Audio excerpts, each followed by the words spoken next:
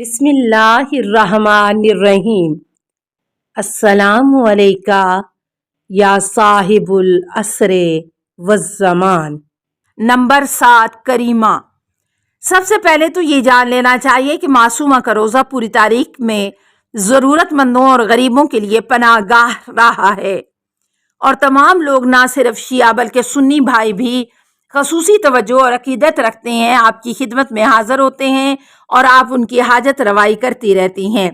اس لیے آپ لوگوں کے درمیان کریمہ اہل بیت کے لقب سے مشہور ہیں، اور جناب فاطمہ زہرا سلام اللہ علیہا کے کریمہ ہونے پر پورا سورہ دہر، سورہ انسان دلالت کرتا ہے۔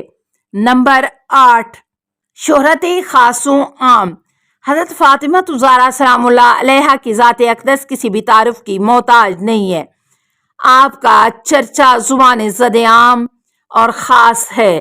ٹھیک اسی طرح سے حضرت معصومہ کی عمر تقریباً 28 سال تھی جب آپ نے اپنے محترم بھائی امام رضا علیہ السلام کی زیارت کے ارادے سے اور شیعہ تعلیمات کی ترویج کے مقصد سے ایران قدم رکھا، اور اس وقت بھی آپ کی شخصیت شیعوں کے درمیان مشہور و معروف تھی۔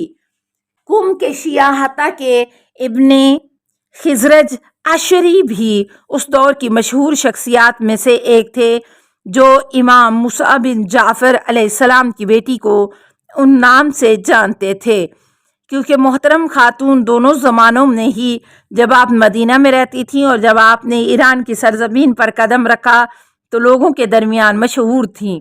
اس بنا پر یہ نتیجہ اخذ کیا جا سکتا ہے کہ شیعوں کو آپ کی معرفت تھی اور معلوم تھا کہ کون سی عظیم شخصیت ایران میں داخل ہو رہی ہے، اور جیسا کہ آپ کی معرفت حاصل کرنے کا حکم حدیثوں میں بھی ملتا ہے، من زارہا عرفا بحقہا فلہ الجنۃ۔ نمبر 9 کف اور ہم سفر۔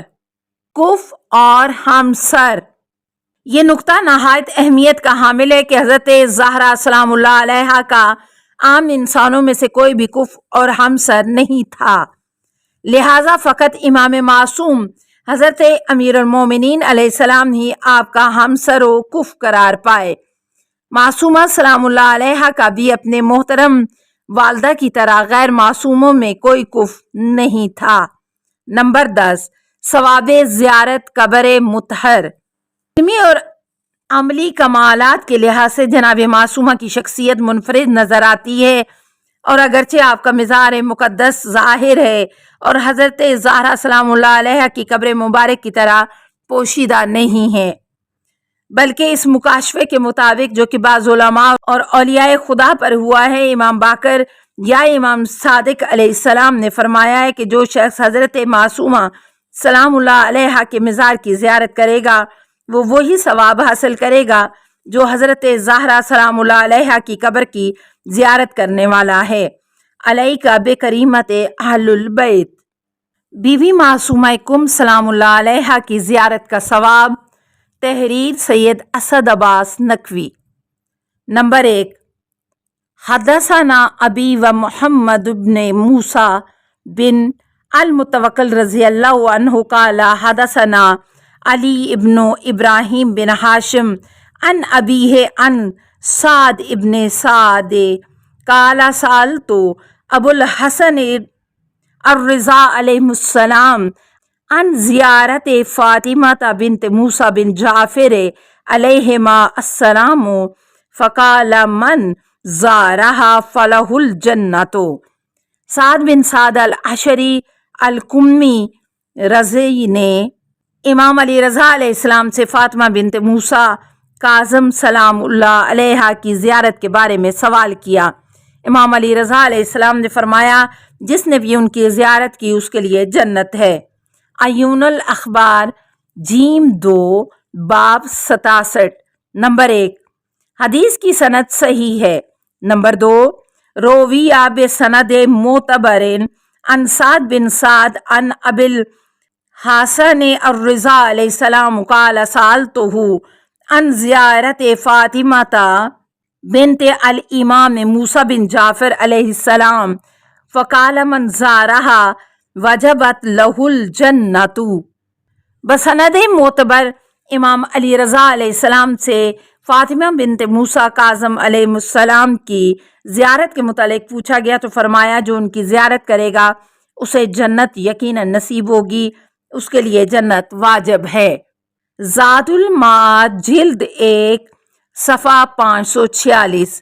نمبر 2، حدیث کی سند صحیح ہے۔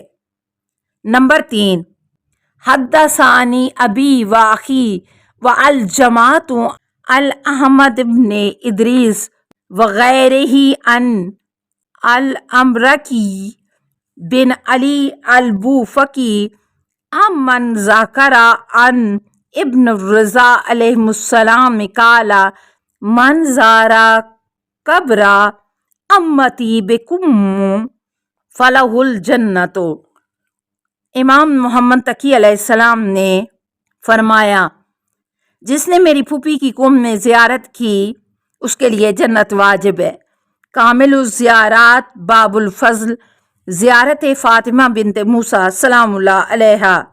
نمبر 4، ورویہ عن عدت من اہل الرائی انہم داخلوا علی ابی عبداللہ علیہ السلام وقالوا نحن من اہل الرائی فقال مرحبا باخواننا من اہلکم فقالوا نحن من اہل الرائی فاعاد الکلام قالوا ذلک مرارا واجابہم بمثل من اجاب بہ اولا فقال انا للہ حرما وہو مکۃ وان لرسول حرما وہو المدینۃ وإنا لأمیر المومنین حرما وہو الکوفۃ وإنا لنا حرما وہو بلدۃ القم وستدفن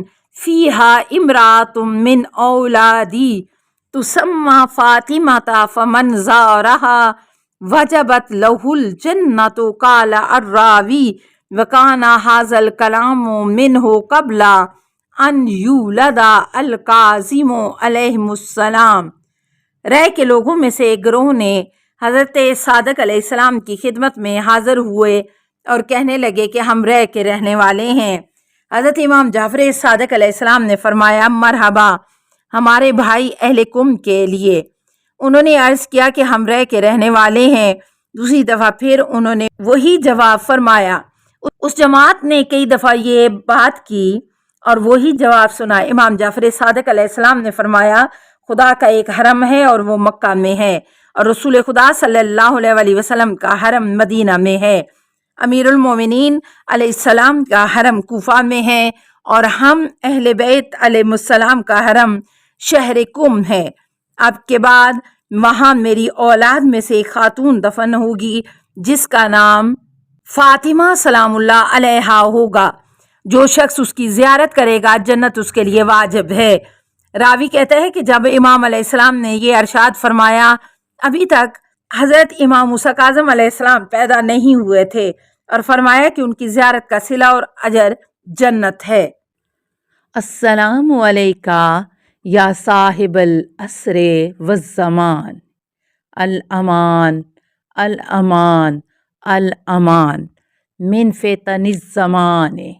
السلام علیکہ یا خلیفۃ الرحمن، السلام علیکہ یا امام الانس والجان، السلام علیکہ یا مظہر الایمان، السلام علیکہ یا شریک القرآن، السلام علیکہ یا قاطع البرہان، السلام علیکہ یا امام زماننا ھذا اجل اللہ فرجک وسہل اللہ مخرجک وظہورک۔